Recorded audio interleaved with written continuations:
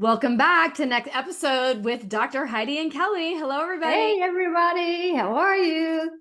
We are coming in with some pretty hot topics because the month of September is this month of renewal, but it's also a month for brain awareness. Brain health. And as many of you guys know, brain health has been my jam. It's a big part of Dr. Heidi's practice. And we want to make sure that you guys are having strategies to protect your brain because we don't talk about brain health much. Yeah, I mean, so much of the health conversations you have there are from the neck down. What's your blood work like? How are you feeling? Are you digesting? All of this is controlled by the motherboard, the big controller, the CEO, the chef, the captain, the brain. And we have to take care of that. And I love this month because we get to talk about it. Yes. And in case you guys don't know, we'll do just a quick little introductions. But my name is Kellie Lupsha. I've been a physical therapist for the past 30 years, specializing in brain health of concussion, traumatic brain injury, stroke survivors, other neurological um, clients as well. But it has just become a passion for me to help people understand their brain before they're sick. After sick is one thing, and helping people recover. But to recover the brain is a lot more challenging than recovering from shoulder surgery. Recovering from Absolutely. a bad night's sleep, right? Not so easy, is it? It's not so easy. And so now I have a passion of really helping people live this life of longevity, wellness, really thriving as we're aging. We kind of say the second half of our life is it's the good life. It's the Like, good stuff. like, let's get to the good stuff, everyone. So it's always just such a pleasure to be here to have a lot of fun, bring in tactical education for you that you can apply and know why you're applying it. Because if we know why, often we'll do it. If we don't know why, we're like, that was a fun fact, but okay, right? We want you to say, "Oh, done. I got it." And Heidi's right there with me and the clients that she serves and why brain health is so, top of mind for her too. Yeah, absolutely. And I come into the health and wellness field from an athletic background, always looking for the best diet, the best supplement, nutraceuticals, workout routine, recovery routine to enhance that performance, to go up that higher echelon. And after years and years of doing it, and I became a bicycle racer for the world champion in France. That's where we really started to learn about different modalities to utilize: homeopathy, acupuncture, herbology, all these different modalities that can be utilized to help, performance, recovery, etc.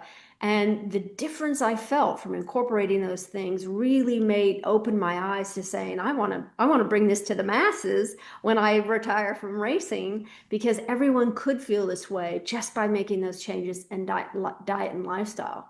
And so I'm certified functional medicine practitioner, certified clinical practitioner, functional medicine clinical practitioner, certified in functional neurology rehab. So I have all these little things that help, but the big passion is when I discovered brain health and meeting Kelly and hearing her stories and her strategies. And it's just been wonderful. And we just hope to bring some of that information to you.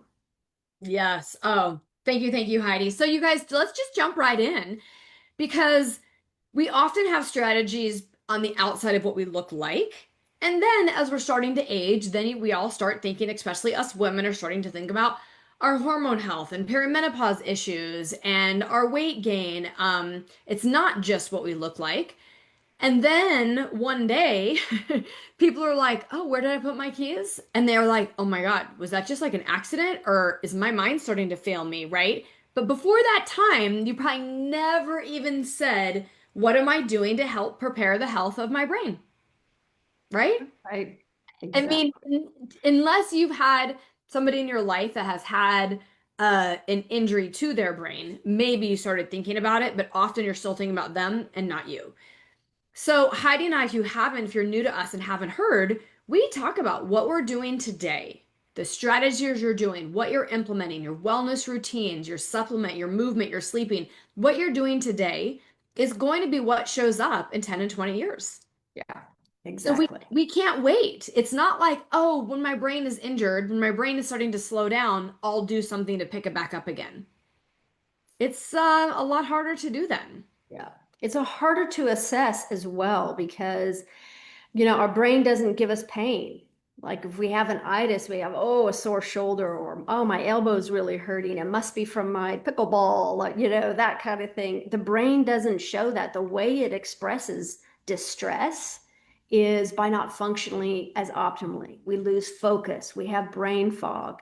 It will give us these subtle signs, but there's no pain. And so what's interesting is we don't really change what we do unless we're in pain. But we have to learn how to listen to the pain in our brain because it can't tell us the same way as our body can. Ah, that's great, you guys. So put a one down in the chat. If you're with us over on social or over on YouTube, you can do this. If you're on the podcast, like just give us a nod, right? As you're walking or doing dishes or however you're listening to us along for your day. But if you've ever had moments that you're like, oh, I just can't remember. What was their name? Oh, my husband and I last night we were doing this, and then what was that? At the grocery store. I'm just supposed to get, five things. I can remember three of the five. What were those other two things? Like these are all subtle signs that your brain is talking to you, and that's the pain. That's what Heidi is saying. Like it's not actual pain, but it's like, oh, oh, oh. So that cognitive decline happens even more rapid with women because of the loss of estrogen as you move into menopause. It happens more rapid, and it's also happening more rapid. Heidi and I are seeing it with so many people being put on medications earlier in their life. A lot of these pharmaceuticals are having side effects because they're not protecting your brain. We need the healthy fat in our brain for all of that protection. So much of Western doctors are trying to lower everyone's cholesterol to zero, which is affecting our brain support because our brain is made up of so much fat. So when we're looking at this cognitive decline, Heidi, we really had, you and I discussed, if we could break it down for people to make it simple and easy, which we always want to do, that you can walk away and say, got it, I'm in. We came up with like three home run hitters, right? That if you can do these three things, this will dramatically put you in a position to help optimize your brain Yeah. for today and for moving forward. And the very first one, which is right up, both of our alley and what we do is movement. Yeah. Patty and I are movement junkie. Movement junkies, we are. And in all But sorts of movement with junkies. good reason, right? Because Yes, we want our yes. brains to be on point at 80 and 90, and if we live beyond, I want it to go as long as we can. But movement's key. It's a key factor. It's number one, wouldn't you call it, Kelly? I would absolutely say number one. I mean, for the fact that it's giving us blood flow and our brain needs blood flow, the fact that like it's also helping us with like all the range of motion is like lubricating all of our joints, which also is lubricating everything in the brain. Um, which it's boosting, right? BDNF, brain-derived neurotropic factor, if you're doing endurance exercise specifically. And BDNF is like superfood for the brain. It is like you want to do that and you have the capacity to do that. And if you have genetics at all towards Alzheimer's, dementia, you want to be boosting your BDNF. We all should, but extra. So that's like absolutely incredible. But it also helps your balance, your vestibulars. We get in a moment to talking about different sorts of activities and why, but movement it nourishes the brain. Yeah. Everything from stretching to yoga to endurance to lifting to activities that we're really using our hand and eye coordination. It's incredible. Yeah. Um, all of those things, ditto on all of those things to stress. Movement is the brain's way of assessing where we are in space and time. How are we going to function? Are we safe? If I'm not safe, can I run away? It's constantly gathering feedback. So our limbs and our fingers and our toes and we don't really see with our eyes, we see with our brain. And it is our brain gathering information from these tools. And that information, that feedback gives our brain food for thought, if you will. It gives it all the juice, that BDNF that it needs to say, oh, yes, we can do this, we can do that. And those synapses or those wires fire really efficiently. The more we move and the different ways we move, the hand-eye coordination helps with synaptic firing in a really efficient way. And that's the strength of the brain. That's the good aging of the brain. It just stays healthy. So keep moving because you're really exercising your brain for longevity. Oh my gosh. Okay, you guys, such a home run. And if we were to say the types of activity that you should try to incorporate in your daily week, right? We'll take a general week, is through that week you should be doing some sort of endurance type exercise, but 20 to 30 minutes, right? And more, maybe even that whole, sprint a minute, walk 3 minutes, sprint a minute, walk 3 minutes. I mean, even for me, I've so changed my running, going from running 8 miles now to running 3 miles. But even in that 3 miles, now it's like, let me have a warm up part. Then the second half of it is I'm sprinting, getting winded, working hard for a minute. Then I like chill for a minute, go hard for a minute, right? Very different in just like, let's go kick the can and, run 10 miles was which I used to love. But now I'm like, what does my body love, right? What's my brain love? So we need to be doing something like that. We all should be doing some sort of weightlifting because, again, that metabolic health in relation to brain is critical. We want to really get those muscles active. So that should be something like, where are you doing that 2 to 3 times a week in your day, in your week? And then the last is, are you doing some sort of activity which is challenging your brain in moving with hand eye crossing over? And it could be traditional yoga, which Heidi and I were just talking about, which we were both like, oh my God, we absolutely love. We couldn't give it up. Maybe it's activities like pickleball, handball, tennis, golf, that you're using your body in various ways and movements, and your eyes are tracking. Those are all really great for brain health. Yeah. Yeah. Anything that even swimming, I really like swimming as Yep. well because you're having to coordinate your feet and your arms. You're making those tools coordinate, and that coordination ability comes within the brain. So swimming also is also a really good exercise. But yeah, Kellie and I are loving the yoga, sprints, and the harder we do them for different reasons. So just as Kellie said, we want increased blood flow. All of the exercises will increase blood flow, but the harder, say, you do the sprints, and a little bit more intensity, the more you kind of up the intensity, you create more BDNF, more brain juice, more brain happiness in there. And that's, when people talk about the runner's high, this is what's happening. That BDNF, and the brain just says, this is excellent. I'm moving, I'm flowing, I'm getting oxygen, I'm getting nutrients, and it just thrives. So I love that. Get the flow going, increase the intensity a little bit short term, you're going to increase that BDNF. And then coordination is all about getting your brain to fire on all the different lobes, front to back, side to side. Where am I in space and time? That's what balancing like the yoga and the swimming and the coordination does. It affects the brain in different ways. So getting a little bit of all of that in a week, you'll be a winner. Winner. Yes. So fantastic. Okay. So movement, I'm sure you guys were not shocked about that, right? You're not going to be shocked about this next one either. And the next one is really nutritional support. Okay. So we've got movement number one. Number two is nutritional support, which is pretty broad in nature. And we want to talk to you guys about some foods to be eating.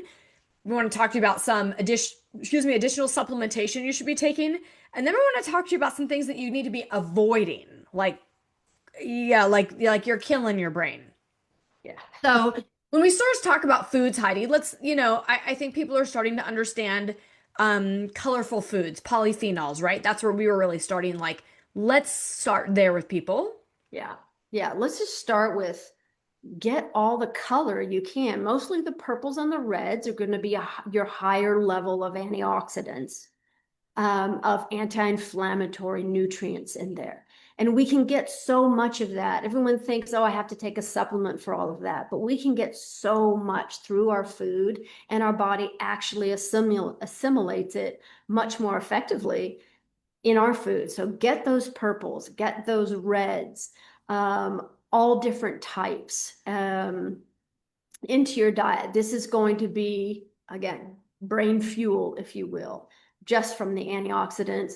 They help produce glutathione, which is our own antioxidant that we produce in the body in plentiful amounts, which is really helps our brain function.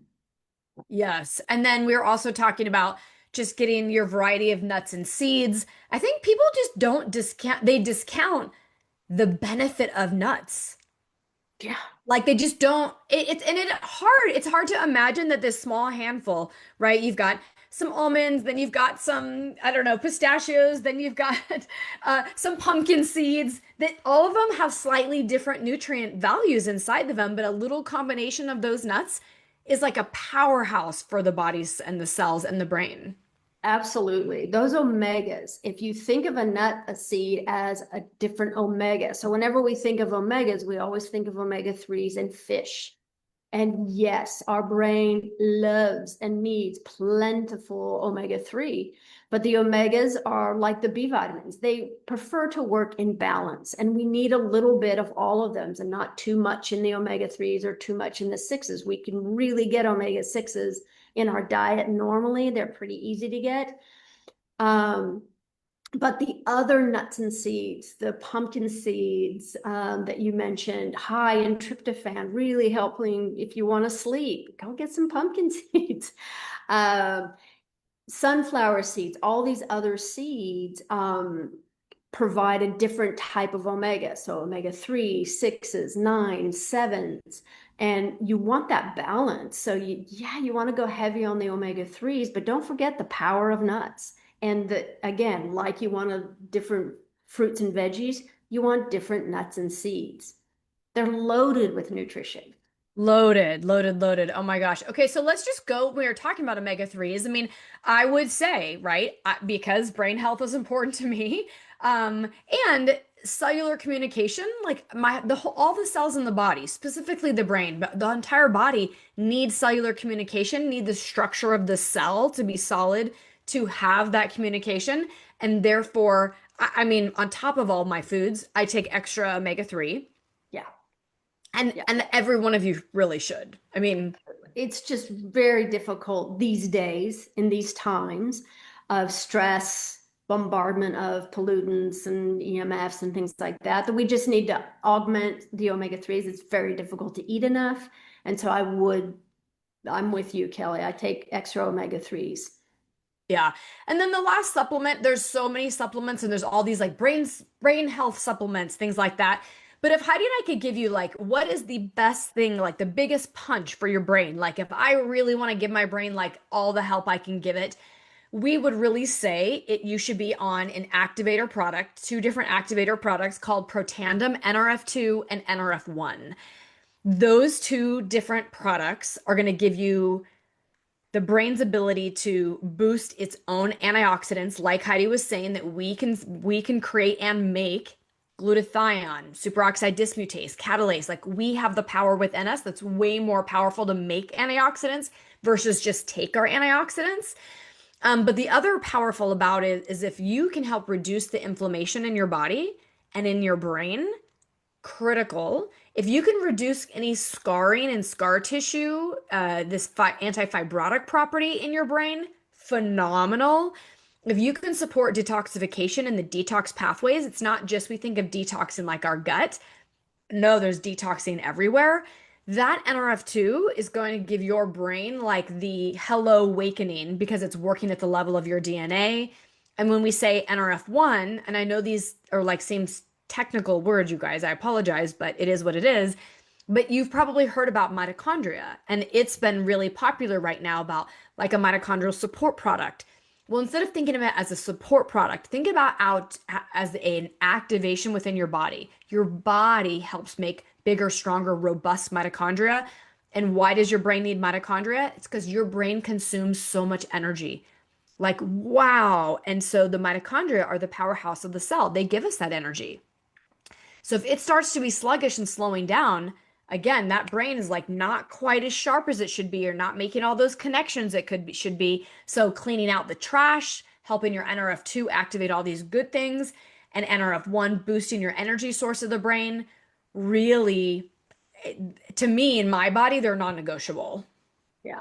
Yeah. And really those two are the only proven, science-backed, peer-reviewed journal proven products to actually do that for the bodies. There's other Yes. products that show some movement in that direction, some aid, but activating it is very different from supplementing the function and activating it. And that's always hard for people to get their mind around. And what I love about that NRF1 and really targeting mitochondria from our own genes. The NRF1 is the master gene that then turns on all these other switches to speak to the mitochondria. The mitochondria being, like Kellie said, the powerhouse of the cell. But what they're really looking at even closer now that we have, awesome technology going on out there, that the research is showing that this mitochondria, that they're act more like a motherboard, that they really program each other and that they're in communication with each other. Like, hey, do you know what's going on down the road there? We all better, get together and start protecting this body because things are happening down there. And the cleaning up process, and this is probably way more than anyone wants to No, do, I think the cleaning up process. the people that Uh, are listening to this are like, this is so fascinating. Tell me more. So they're listening, Heidi. I know it. I hope. But the cleaning up process of mitochondria, they have their own detox system, if you will. They clip off they clip off the ends that aren't working as well or aren't functioning as well. And then they go and they borrow from a better functioning mitochondria and they join. So fusion and fission. And they do this on their own. They have this program in order to work more efficiently for you, to keep you as their host alive and functioning really well. And so they're constantly pruning and cupping and fission and fusion, but getting the strongest mitochondria together. It's their way of cleaning. It reduces the oxidative stress in the body. It reduces inflammation. It disrupts cancer causing effects. I mean, who wouldn't want to do that? So it's so powerful when you really look at what we've given, what we have already in our body, ready to go, wanting to do these things. Little things like giving them the nutrients, your omegas, your NRF1 activators and NRF2 activators, and getting those in your body. It's a simple ask with a powerful impact. Powerful. And if you guys are having a hard time, like, what is Heidi talking about, this activation? So if you go to any store, Whole Foods, Trader Joe's, the regular grocery store, Costco, Amazon, pretty much everything that you see when people are talking right now, all those bottles of everything are supplements, right? They're help to help a deficiency in the body. And in the supplement, you'll also see things that are even precursors to helping the body make certain things. The only time you'll see products that are really activating, there is just right now one company pioneering this new technology of activation. So you won't see it everywhere. So some of you guys, it could be a brand new topic. So it's okay. But we want to bring you the future of wellness. We want to bring you what is the best to take. And truly, if we can support the mechanisms inside of us, okay? If you just heard what Heidi was talking about, that is incredible that our body, all that is happening. We're not doing anything. It's just happening, okay? And so if we can just support the processes that are happening and make those work more efficiently, it's like, oh, that's this ease that we want to have. So again, if you're like, well, I want it, how do I get it? Right? Reach out to Heidi and I because you just can't get these everywhere. You won't find them at Trader Joe's. So you do need to go through somebody that basically works with this company. So let us know. So there's Protandim NRF1, NRF2, omegas, and then when, after the food, Heidi, right, that we've talked about, let's just go into what they should eliminate. Because just as Yeah. powerful as what we need to take is just as powerful of what we need to be avoiding. And so I'll let you start on that topic because we still need to work on people's kitchens. We still need to work on people's kitchen. It's the processed food we have to avoid as much as possible, because if a food is taken from the ground, turned into something else or processed, they usually will add fillers, sugars, these kinds of things that make it more palatable or make it more addictive, where you want to crave it because it tricks our taste bud, it tricks our brain into craving these things. And so it's really not just getting rid of the junk food, because there's foods like yogurt cups, right? I think we did a podcast on these before, with their flavoring and so forth. They're loaded with sugar, loaded with fillers and chemicals that we can't break down in our body. And it's not what's in there, but how it looks to our body, how it looks to the system, and if it can break it down, and if it can't, what does it do with it? And that's where we get problems in our health because of these chemicals. So tops, I would say, let's just take away the sweeteners, the are chemically generated things, right? So sweeteners, flavored yogurts, etc. Some of the milks out there, they have thickening agents in them. Anytime there's a thickening agent, it's a chemical, right? It's made it to look thicker, more addictive, taste better, flavor enhancer, that kind of thing. So watch out for those processed foods, because they slowly over time will rob you of your health. You guys, I'm just going to read this to you because it's just fun. Heidi and I were just messing with Chat GPT a little bit, right? You've probably heard ultra processed foods. And sometimes we're like, I just don't think people even know exactly what are ultra processed foods. They're like, I'm not eating at McDonald's. I don't stop at Taco Bell. So what are you talking about? So ultra processed foods are factory made products full of additives, sugar, and chemicals that trick your taste buds but drain your health. And that's exactly what Heidi was saying, right? Whether it's the flavored yogurt cups, we think they're healthy, but actually, oh my gosh, it's full of, artificial flavorers, thickeners, sweeteners. We think of granola, protein bars, things like that. Oh, I'm eating healthy. Again, full of refined oils, syrups, preservatives for making them shelf stable. And then again, the milks that we talked about that have so much added stuff in them. And on our last podcast, we were talking about the carrageenans, right? How do you say it? Was that right? Carrageenan, yeah. Carrageenan, yeah. And I immediately, you guys, went to my refrigerator and I was like, oh my gosh, does my almond milk have this in it? And sure enough, it has the big symbol with a slash through it, say free from. And I'm like, oh my gosh, this is really a big deal if companies are putting that on the back of their products. So we've got to be watching out for that. Like they are sneaky.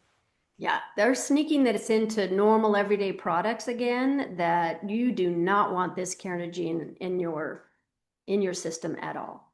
At all, you guys. Yeah. So as far as the nutrition, right? Like, okay, so movement was number one, nutrition number two, and then let's move on to our third tip, which again, you might not even think this has anything to do with brain health, but it does. And that's, But it does. but it does. And that is sleep. Sleep. Sleep is where Oh, yeah. where our brain gets a chance to actually restore itself, clean itself. Um, our brain works so hard at night, sweeping up the debris of dead cells and things that shouldn't be in there. But it's essential that we sleep so it can do that, and that our body can recover and we can start fresh the next day. Sleep for our brain it's a non-negotiable. It's a non-negotiable. And I know sometimes you guys are like, okay, well, I'm getting in my bike like 7 or 8 hours of sleep, but it needs to be deep restorative sleep. So you need to have like the cooler room and a darker room, and you need to be sleeping through the night, not waking up 3 or 4 times. And right, all of this sleep quality, now we know it's not just get your 7 to 8 hours. It could be 7 to 9 hours, but it's not that. It is the quality. Some things, I'm a big data girl, right? We're looking at blood work and things like that.